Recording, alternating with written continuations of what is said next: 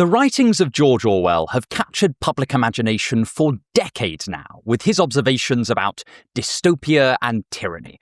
Ideas like Big Brother and a vivid image of the horrors of constant surveillance have left an indelible mark on our collective consciousness.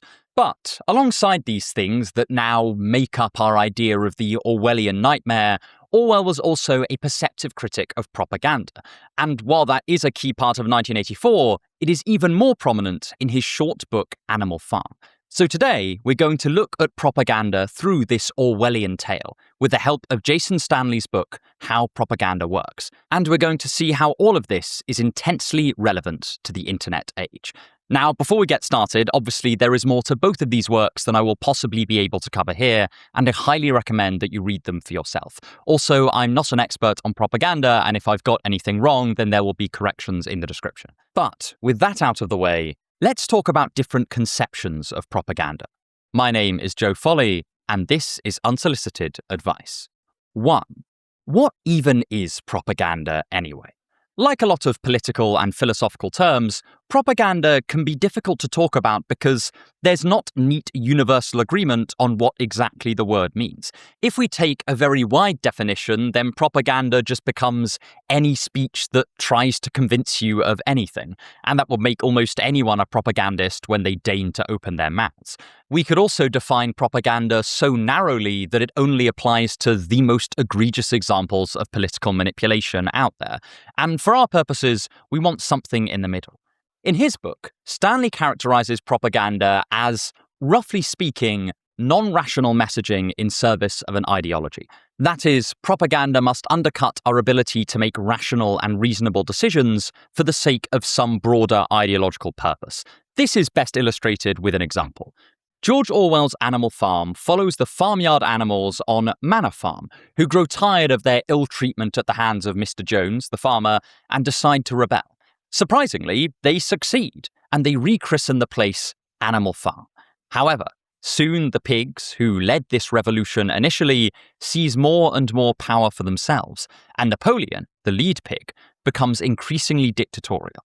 Orwell wrote it as partly a fabular retelling of his interpretation of the Russian Revolution and how it eventually gave way to Stalinism, but it is also, in my view, Orwell's most distilled analysis of propaganda.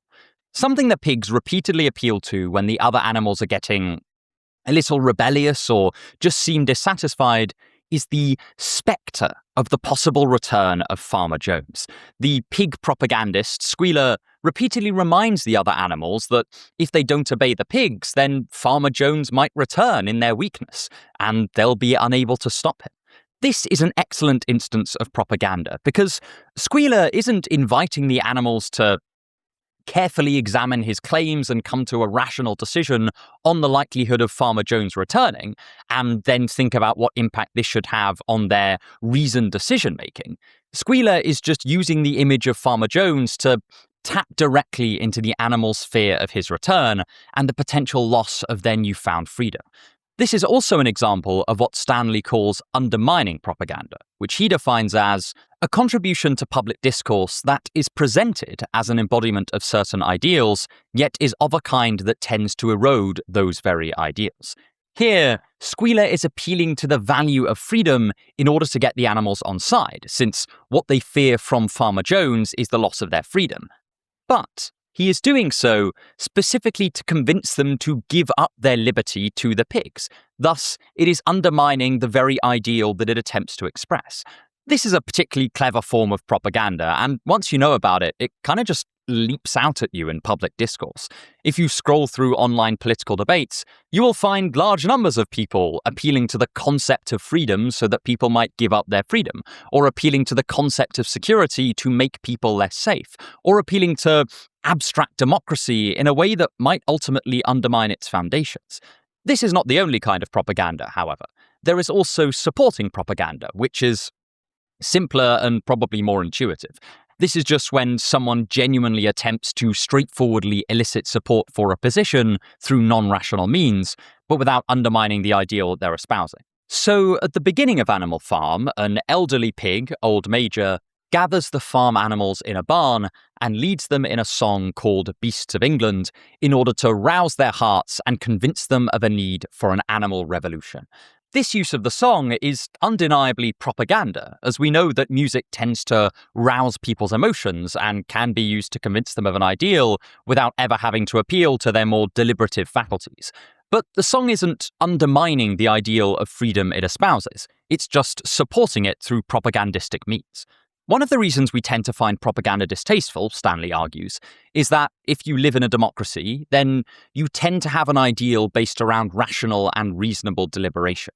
This is an abstract way of saying that, in democratic systems, we want people to give reasons and justifications for their political viewpoints and convince others using sound and valid arguments that they could understand and are relevant to everyone in the democratic populace. You might point out that we've never actually achieved this ideal in perfect fashion, and I would agree with you, but the regulative ideal is still there. And it's pretty useful as well, because without it, it would be perfectly acceptable to try to persuade people or even threaten them using any means at your disposal. It is part of what creates the general feeling that propaganda, at least on its face, is a little undesirable. That being said, propaganda of some kind is almost certainly just unavoidable because humans aren't disembodied rational spirits that many of us have historically wished that we were. We are messy, emotional animals, and I don't think it's even totally possible to draw a neat line between where our rationality stops and our emotionality begins. So the pertinent question isn't whether we can get rid of propaganda entirely, since we almost certainly can't. Instead, we just want to understand how it works so that we can make reasoned judgments about what it is and how we might go about managing it. For instance, in his speech, Old Major references the many cruelties enacted on the animals by Farmer Jones. Many of us would support this kind of propaganda, partly because it's in service to an ideal that we happen to value already, which is freedom, but also because it largely makes true statements that are representative of reality simply in an emotionally charged way, rather than making things up wholesale or selectively using facts to mislead the assembled crew. That doesn't mean that it's not propaganda, it just means that it is propaganda of a particular kind. Importantly, there's no neat way to divide propaganda into good and bad camps, because that would involve just solving the issue of what good and bad are in a kind of real sense. And if you've done that, then that's fantastic. You should definitely submit that paper and solve a huge part of philosophy. But clearly, at least in a kind of everyday sense, we do make judgments about whether certain kinds of rhetoric or propaganda and certain uses we put those to are acceptable, even if they're not what we would consider in an ideal world. And we also deem some uses of propaganda as more unacceptable than others. I think that much of this will have to do with the extent that the propaganda is leading us away from truth and the extent to which it supports the same set of ideals that we happen to already. And so we consider the normative implications it's making true as well. These observations are also very much relevant outside of the political sphere. Stanley points out that an awful lot of commercial advertising can be considered a kind of supportive propaganda. Adverts will often present an ideal of what they think their product can do for a customer and appeal to our attachment to that ideal in order to convince us to buy it. This shares many of the same structural similarities with propaganda, and I imagine that, again, whether we consider it acceptable will probably be to do with whether the product is likely to actually bring us further in line with the proposed idea. And something that I want to get across here is that the internet hasn't in any sense created these propagandistic tendencies. In fact, I'm not necessarily convinced that it has directly made them worse. It is just that since it functions as the common place in which our discourse occurs, we're likely to see a lot of propaganda manifest online, and we'll come to the particular mechanisms through which this functions later in the video. But next, I want to look at one of the key ways by which propaganda operates, and ask the question, how is it that it can be so very effective? If you want to help me make more videos like this, then please consider subscribing, either to the channel, or if you're feeling incredibly generous and want to gain access to exclusive content, including my slow-motion book-by-book bookshelf tour, then consider subscribing to the Patreon, though it's absolutely no pressure. The links are in the description. 2. Epistemology and Ideology. Expertise is a great thing. When I fall ill, it is absolutely wonderful that there is this group of people called medical doctors who can look at me and tell me what's wrong and give me some magic thing to make me better and then send me on my merry way. I'm very glad that we have experts in things like chemistry and engineering and history and physics and maths, so that we know where we can go to for relatively reliable information on these topic areas. However, there is a potentially more pernicious use of expertise, and that use is to deliberately lock some viewpoints or some people out of discourse, kind of semi-permanently, and not for respectable epistemic reasons, but rather for reasons of political or practical power. Something that Stanley talks about in his book is that expertise can be abused in order to uphold a particular set of ideas as free from challenge. And this is partly because who is considered an expert is not a value-neutral decision. This is most clearly seen with more explicit cases from more authoritarian regimes, like the Soviet nuclear physicist Andrei Sakharov was denied research positions and even eventually sent into a kind of exile for speaking out against the USSR, and so he was effectively stripped of his perceived expertise because of ideological differences. We could also think of all of the researchers who lost their jobs or were even executed during the Third Reich. In each case, we see a consolidation by government authority of what counts as an expert, and then it is using that to discredit any kind of dissenting viewpoint. And remember, this is when it's not being done for epistemic reasons, but instead for more practical, power-based ones. We could think of this process of epistemic power consolidation in another way. Imagine that almost every expert in a society had been drawn from one particular social strata. They all went to the same schools, had similar ideas about how a society ought to be run, and anyone not from that strata or who didn't share in their ideas was systematically excluded. Well, in this case, someone could truthfully say, no expert disagrees with the government's position on this, and be uncontroversially right. But there'd also be a sense in which what they said would have been misleading. The expert consensus in these cases partly exists because it self-perpetuates. Or, as Stanley often puts it, this is a case where epistemic authority and practical authority have been unhealthily combined. Again, we find numerous examples of this in Animal Farm, specifically in the dynamic between the overclass of pigs and the rest of the animals. The pigs are the most intelligent and educated animal on Animal Farm and have a disproportionate amount of control over what is considered accurate information.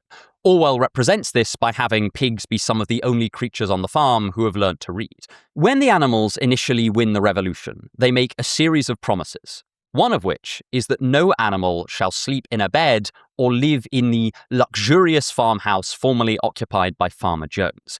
This is in order to enforce a kind of equality on the denizens of Animal Farm, to keep them on an even footing.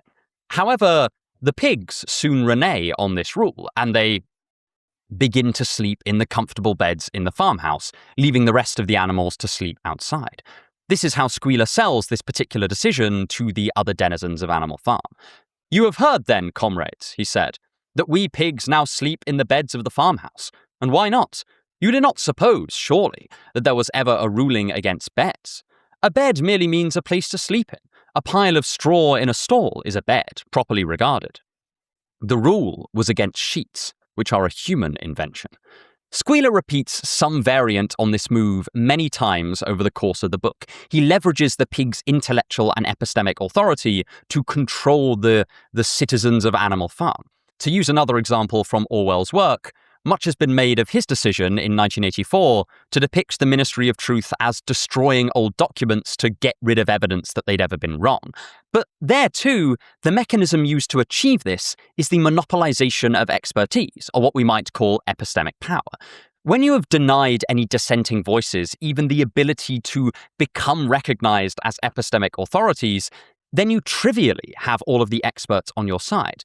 And that's a really powerful propagandistic weapon if you know how to use it. Stanley also points out that this monopolization of expertise in education can be used by the most powerful to persuade everyone else that they unquestionably deserve their power. This kind of reinforcing ideology, again, denies people the possibility of questioning or dissenting from the current situation.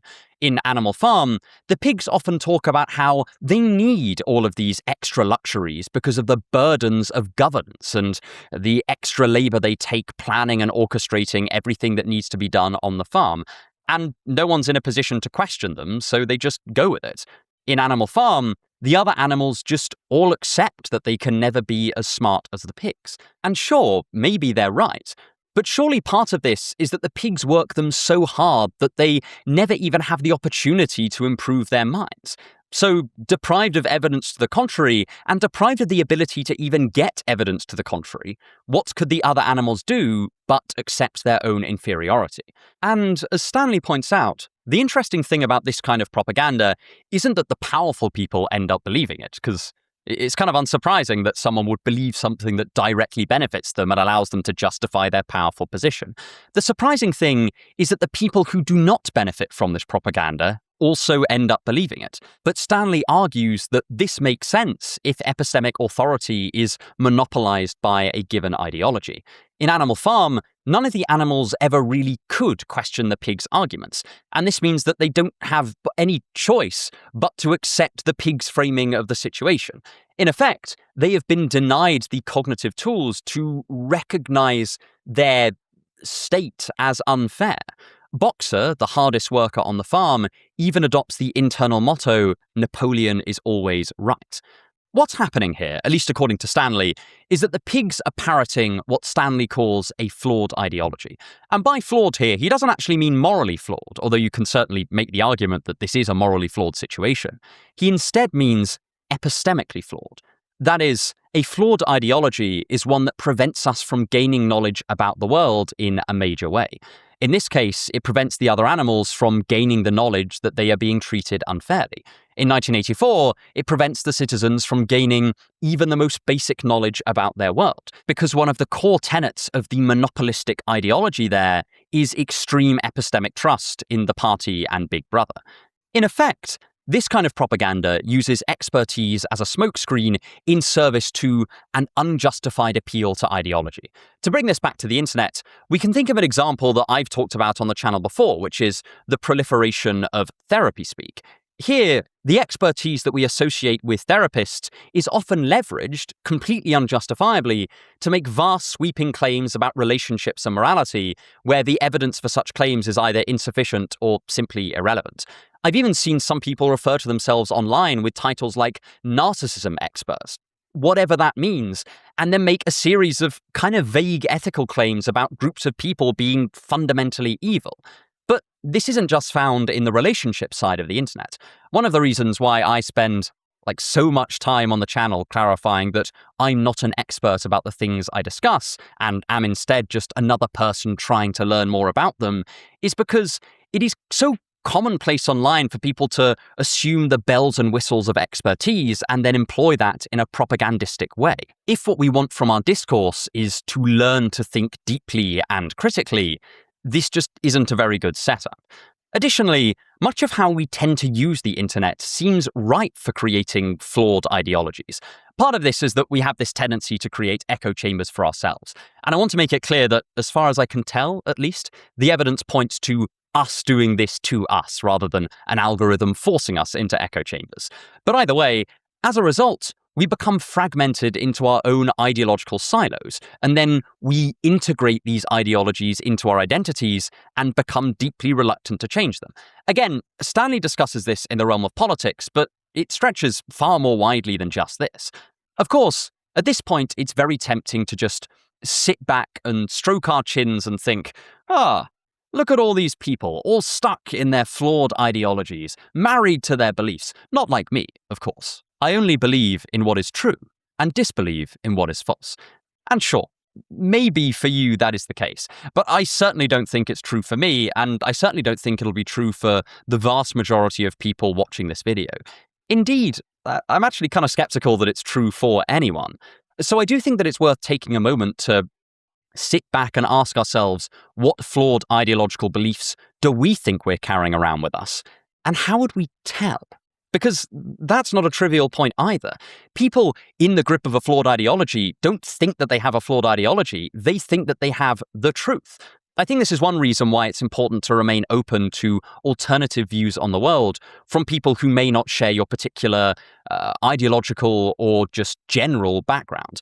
It's not because I think we have like our own individual truths and that no one's subjective truth is better than anyone else's.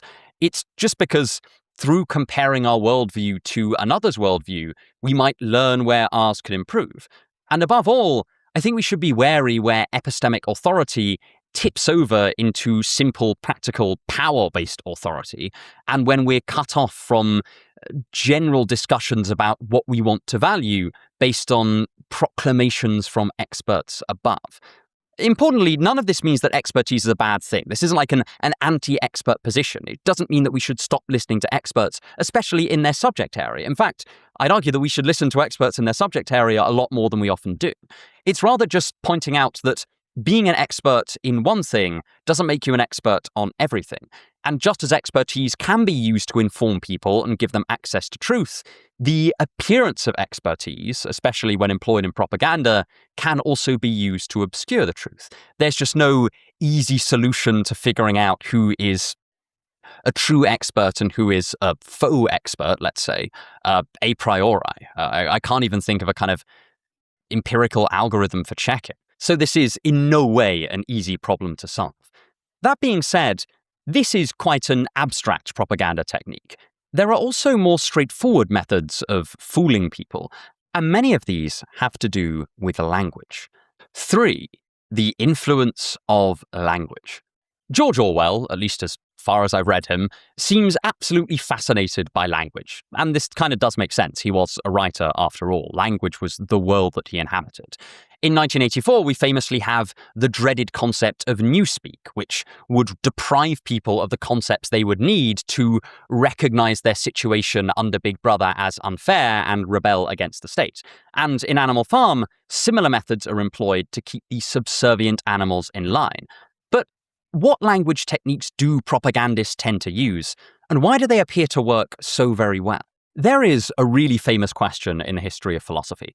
It's not to do with ontology, it's to do with domestic relations. It's actually the question, when did you stop beating your wife? But that's a bit morbid for my taste, so I prefer a very similarly structured question that emerged in the 2000s as a UK playground tease, does your mum know you're gay? Which was said to me many, many times. Maybe it was the haircut. So what is it about this question that makes it a good tease? Well, teenage boys are a bit immature, and thus they tend to find the prospect of being homosexual or seen as homosexual as supremely embarrassing. And so their instinct is to say, no. But of course, one, it's true, trivially so, that your mum doesn't know that you're gay if you're not in fact gay, provided, of course, that truth is a precondition for knowledge. The denial doesn't come across like that. The denial seems like it's just denying that your mum knows you are gay, rather than asserting that you are in fact not gay. Logicians of yesteryear used to call these statements exponable. We could just call them loaded or containing presuppositions. This is a pretty explicit example of a loaded statement. But I wanted to start with it because it gets us into the habit of thinking that statements and sentences and words communicate much more than they explicitly state, and that sometimes they do have presuppositions baked into them from the start. Simone Weil discusses this in quite a lot of depth in her essay On the Power of Words, which she wrote after returning from the Spanish Civil War, quite disillusioned with the way that combatants there used abstract ideals to justify atrocities and cruelty. She talks about how countries in wartime tend to turn the very name of their country into a word loaded with as many positive presuppositions and associations as possible. So France might become inexorably tied up with ideals like freedom and equality and fraternity. In itself, this is neither good nor bad, but it is propagandistic, because it's using an emotional or non-rational means to elicit a change in the hearer in favor of an ideal. In this case, the ideal of serving France. Words and statements having this web of associations is like perfectly commonplace. It's actually what I wrote part of my undergrad thesis on. Take the word cloud. We all know what a cloud is. It's a white fluffy thing in the sky made of water vapor and held up by magic for all I know. But the word is jam-packed with other associations as well. For example, we sometimes use the word cloud to refer to an obstacle, as in the phrase, every cloud has a silver lining. We sometimes use it to indicate that someone's vision or judgment is clouded. The word itself carries with it these associations, even if they're not immediately present or pertinent in every statement in which the word is used. Cloud is a pretty trivial example, right? But let's take a more obviously dramatic word like freedom. Its use in propaganda has become so commonplace that it's a meme online that, at some point America decides they're going to deliver freedom to a country. But why does this work? Well, because it's basically impossible to talk about freedom without it seeming like a really good thing. We tend to celebrate people having more freedom. If someone were to scream freedom at the top of their lungs, we'd probably think they were having a relatively good time, or at least considered freedom a good thing in their situation, and that they weren't in abject grief over the sudden and inexplicable loss of their servitude. But imagine if I used a word other than freedom, like licentiousness or libertine or something similar like that. Well, I could describe the exact same sequence of events and the exact same situation, and yet it would take on a completely different effect on the audience. Because language isn't just made up of descriptions and reference, it's also made up of connotations and associations. In Animal Farm, this strategy of using loaded or presuppositional language is often employed by the pigs in order to permit themselves actions that other animals would otherwise deem unacceptable. We've already seen this in how the figure of Farmer Jones becomes a loaded term, synonymous with villainy and tyranny and everything the animals detest, and how this allows Napoleon to make ever-increasing encroaches on the liberty of the other animals, making them work harder for less and for longer. But we also see it with more mundane terms as well. Squealer eschews any notion that the pigs take their privileges out of selfishness, recognizing, rather wisely, that this is a loaded term associated with all manner of immorality and bound to make an audience hostile. Instead, he talks about how the pigs have an increased burden. That is, he emphasizes their additional sacrifice. And these words tap into a web of morally pleasant associations that Squealer can then implicitly draw upon to justify otherwise unjustifiable behavior to the non-pig animals. In his book, Stanley actually goes one step further than this, and he argues that some terms can become so corrupted with non-rationally interfering connotations that their use in discourse entirely is almost inherently disruptive. Eventually, it becomes difficult to even have a conversation around a given issue because there are so many terms flying about the place with so many emotionally laden connotations that by the time the speakers have got 3 sentences out, the audience is already whipped into a furore. I don't even need to give many examples here. I bet that a whole bunch have come to your mind automatically. It's tempting just to see this as a fault in our language, and yes, in some situations it is. But this is also part of what allows language to take on so many different communicative duties at once. The only trouble is that when we're trying to engage in rational and reasonable deliberation, we actually want to isolate our more reason-friendly deliberative faculties from other non-rational parts of our mind. And the versatility and richness of language as a tool makes this surprisingly difficult. One of the more interesting examples of this connotation loading is the way in which Napoleon almost manages to make himself synonymous with Animal Farm as a whole.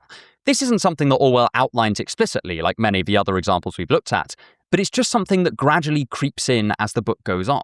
To stand against Napoleon becomes not just to stand against one man, or in this case, one pig. It is to stand against the whole project of the farm, and thus to stand against the values of the entire society. It's no coincidence that one of Boxer's mottos becomes "Napoleon is always right." In practice, most of the denizens of Animal Farm implicitly adopt this motto as well, because Napoleon gradually makes himself inseparable from the very definition of Animal Farm. We see the effectiveness of this technique sort of nearer the end of the novel, as the treatment by the pigs becomes harsher and harsher, and any non-propagandized animals would have said something long ago. We're told that despite the fact that the animals are cold and hungry and overworked and have no say in how their government is run, the animals of Animal Farm are kept loyal and hardworking by the fact that they felt an identity-based attachment to the farm and its values. They felt like the farm itself represented their freedom, despite the fact that Actually, at that point, they didn't have any more freedom than when Mr. Jones was running the place. We see Weil touch on this exact subject in her essay. If a day comes when the requirements of so-called national defense transform France into a fortified camp in which the whole nation is totally subjected to the military authority, and if this transformed France goes to war with Germany, then these Frenchmen will allow themselves to be killed, having first killed as many Germans as possible, in the touching belief that their blood is being shed for democracy. This is a good example of loaded language-style propaganda. Animal Farm is, in theory, meant to stand for freedom and for the animals' ownership over the fruits of their own labour. And yet in practice, those very ideals that give the appearance of being prized so highly are being employed by Napoleon and the pigs to make the animals less free by making them instead submit to a symbol that's meant to stand in for freedom rather than the thing itself. Stanley points out that the connotations of a word or a phrase, when it's used, enter the sort of background assumptions of a conversation, pretty much regardless of what someone is trying to say. A big part of Napoleon's propaganda revolves around Snowball, who is another pig that organized the initial revolution with him and who Napoleon ousted in a coup. From this point on, Snowball is said to be behind everything that goes wrong with Animal Farm. Napoleon will sniff around somewhere and claim that Snowball had definitely been there, and even if another animal stood up to deny this, they would still be accepting the implicit framing of Snowball as this quasi-Satan figure of Animal Farm. Snowball has become a scapegoat, and just like many of the scapegoats in our own world, he becomes so tangled up with his extreme negative connotations that his position as scapegoat becomes almost impossible to challenge. This is another aspect of propaganda that translates very easily to online discourse. It's become kind of cliche at this point to point out that it is difficult to have conversations online, and answering why is a complicated issue that I can't possibly do justice here. But I do think that at least part of the explanation is that we are absolutely flooded with these highly loaded terms, and they are generated online at frankly dizzying speeds. Even take something as kind of relatively tame and benign as debates online over religion. We have a plethora of connotations associated with the key terms of religious debate that can really get in the way of rational and reasonable deliberation if we're not careful. Think about how the term atheist has occasionally been associated with a particular irritating, condescending figure, or how the word evangelical often brings to mind a fundamentalist American pastor, even though that makes up a very small minority of evangelicals. The internet has even homegrown some loaded terms, like Reddit atheist, or more recently, orthobro. I'm not saying these terms are never useful. It's good to call a spade sometimes. But their overuse and their inappropriate use can dissolve potentially helpful exchanges into outright hostility. And within these ideological camps, these terms can also be used as a kind of in-group propaganda that further disrupts mutual understanding. And as I said, this is a relatively gentle example compared to the frequency and severity of loaded terms in other corners of the internet. Think about how political discourse occurs online. It would be easier to count the number of key terms in those discussions that aren't loaded with connotations to the point that they're borderline unhelpful. And again, I want to be absolutely clear. It's not that emotional or non-rational connotations of words are always bad or always unhelpful. As I said, they're a big part of what facilitates the diversity of conversations we can have. But it's when the connotations are the load-bearing part of the discourse that it interferes with our rational and reasonable discussions.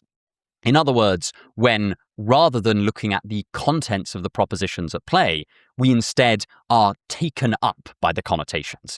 And finally, one of Stanley's most interesting observations about the language of propaganda is that the terms that are most damaging, or most potentially damaging, might not necessarily be the ones that we already recognize as unhelpfully loaded, things like racial epithets or outright insults. They may instead be terms that we think of as straightforwardly descriptive, that do carry epistemically distorting associations, but we don't realize that for whatever reason. Let's use, again, a relatively tame but still political example. Take the term benefits in my own country, the United Kingdom. In the 2000s and early 2010s, the term came to be associated with relatively impoverished people trying to game the system and get away with not having to work. And undoubtedly, this was true for a minority of benefits claimants. However, because the term became so closely associated with this group of people, it almost turned benefits into a dirty word. And this meant that even those people who had honestly just fallen on hard times and struggled to find a job, or those on benefits because they'd had an accident that made them unable to work, or those receiving them because they were caring for a sick family member, were tainted by their association with this loaded word. And for a long time, this just made the topic of discussing social safety nets in the UK incredibly difficult, because so many of the conversations would be swimming in a whole host of unspoken assumptions as to the type of person claiming this money. And because they were unspoken, it was very difficult to challenge them. All of this is to say, it can be relatively easy to recognize this in hindsight. But at the time, it's very hard to realize the distorting effects of a term that we're just used to using and feeling like it's neutral. I'm sure that we have loads of these kinds of terms in our vocabulary right now and just don't realize it. To return to Animal Farm, the linguistic trap that the animals are caught in makes it very hard for them to protest their position without coming across as supporting the ever-hated Snowball or standing against the hard-won freedom and liberty of Animal Farm.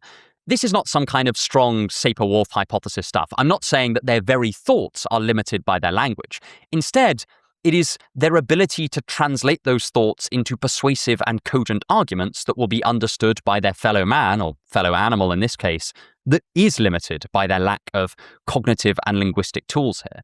It's like if you're a Christian who is forced to defend your faith using only the terminology of materialism, or if you're a materialist who is forced to defend your philosophical position using only the terms of Aristotelian metaphysics. Like, yeah, maybe you would be able to do this, but I think we can all recognize it would be a hell of a lot more difficult.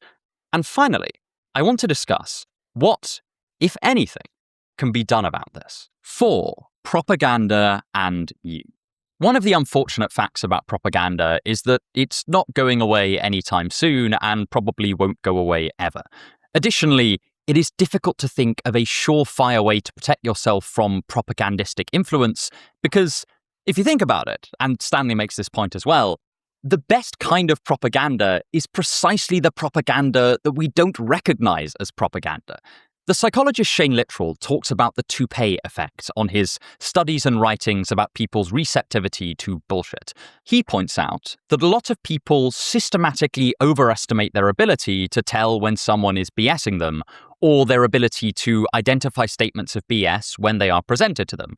And this is because of something that Littrell calls the toupee effect. It's widely believed among the general populace that toupees, that is, false hair worn by men who have gone bald, are either bad or unconvincing or unfashionable. However, there is likely a severe error of judgment going on here. We think that we're really good at spotting toupees because we're really good at spotting the bad ones, because a bad toupee is almost by definition something that you notice as a toupee. However, this is probably because we're just missing all of the good toupees that are very convincing. Thus, Littrell argues we shouldn't be so confident that we can spot BS just because we happen to have spotted a lot of bad BS. By that same reasoning, I think that we should be pretty careful about making confident predictions that we can see through a lot of propaganda as well, because we might just be noticing all the times that we spotted really obvious propaganda, or propaganda that didn't chime with our particular biases, and not registering all the times that we just absorbed propaganda because it does appeal to our particular worldview, or is simply subtle enough to go undetected. As Stanley puts it, many ideological beliefs look mentally just like non-ideological beliefs. The reason individuals are loath to abandon them is that they don't like to leave their friends behind. Because of this, I'm skeptical about the search for a psychological strategy individuals can use to protect themselves from problematic ideological belief on a case-by-case basis. The distinctive feature of ideological belief often arises from being embedded in a practice together with people like you, your friends, and family. What is needed to eliminate problematic ideological belief is to change the practice of a large group of people simultaneously over time, to alter a social identity many people share. It would be hard to see how this would work by assigning to individuals individual psychological curatives to employ. There are a few things that we can learn from this section. The first is that propagandistic sets of beliefs are likely to use things like group membership to keep us in them, and this provides a very strong non-rational reason for staying. We looked at that a little bit earlier. The second is that combating propaganda isn't something that we can really do alone. and also that spotting propagandistic beliefs is only something that we can do in a disappointingly piecemeal fashion. I've mentioned this on the channel before, but one of the great epistemologists of the 20th century was Willard van Orman Quine, who pointed out that when we evaluate beliefs, we do so largely by comparing them with what we already believe to be true, because that's our internal metric of what truth is.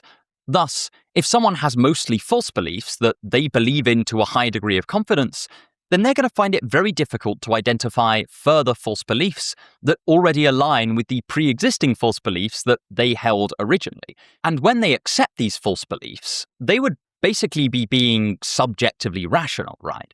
Because from their perspective, they would be evaluating the incoming proposition based on what, given their prior beliefs and knowledge set, is true. And that's all that any of us have direct access to. It's very easy to approach propaganda as if it will just be trying to convince you of one or two beliefs.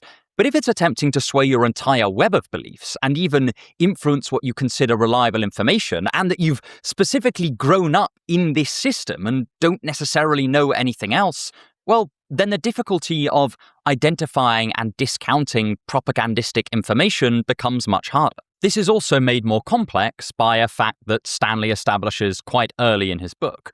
Propaganda is not necessarily given dishonestly, and amongst a believing populace, the majority of propaganda might be given in full sincerity. Take the sheep in Animal Farm. They're a group of animals that repeat the slogans of Napoleon by heart, and there isn't any indication that they don't wholeheartedly believe them. But that doesn't prevent them from being some of the most effective vehicles of propaganda in the novel. And ultimately, the problem of propaganda, at least in my view, seems related to some of the oldest problems in philosophy in a way that really illustrates how difficult it would be to solve. On the one hand, a prime philosophical virtue is to doubt. This is reflected most famously in the ancient skeptical school, but also in Socrates' idea that to know your own ignorance was one of the most important parts of philosophical progress. However, this virtue of doubt obviously has to be balanced with another philosophical but also very practical concern, which is that we need to do things and act in the world. It's all very well having a knee-jerk response to propaganda by saying that, we've just got to doubt everything. But if that translates to total inaction, then it's not very helpful. And taking action just involves trusting that our beliefs about the world are somewhat reliable, which isn't ideal if our beliefs turn out to be the product of propaganda, and so have, at the very least, come to us through an epistemically vicious process. Of course, it would be so lovely to be able to conclude a video like this with some kind of final step-by-step guide to beware of propaganda or an injunction to think more critically. But to do so, at least in my view, would be to kind of trivialize the issue and pretend that it's far easier to solve than it actually is. The reason propaganda poses such a perennial difficulty to our discourse is precisely because it is by its nature difficult to spot, and there isn't a neat algorithmic way to separate propaganda from non-propaganda when we're out in the world. It's as difficult as separating true things from non-true things, even if the question isn't exactly the same. There are a couple of things we could say, I suppose. We could ask ourselves to beware when we find ourselves getting overly attached to a given set of beliefs, or when we begin incorporating them into our personal or our group identity. But even that seems to me to be a small comfort for a couple of reasons. The first is that it's just not clear how realistic it is to ask people to never identify with their beliefs. I think that quite a lot of people identify with their beliefs, and even though it's something that I try not to do, I notice myself doing it. And the second is that even without this identity-based component, I don't think that we would be totally protected from propaganda because of all of the other reasons that we've discussed in this video for why propaganda can be so persuasive and even seem rational when we're hearing it. As far as I can tell, we just will be deceived by propaganda again and again and again, and there's no one great thing we can do to stop that. Instead, all we can really do is remain open to the idea that we might be wrong about the world in various ways, listen to perspectives that vastly disagree with our own, and hope, almost as an article of faith, that this may be enough to, in a very piecemeal fashion, gradually replace our less reliable beliefs with more reliable ones. And even this is no guarantee. Yeah, that's a pessimistic note to end the video on, perhaps, but I'd rather that than pretend that everything can be tied up in an artificially neat bow. But if you want a video in a similar vein and to learn why I think some of our discussions around critical thinking can be unhelpful, there's a video on that topic right here. Thank you so much for watching and have a wonderful day.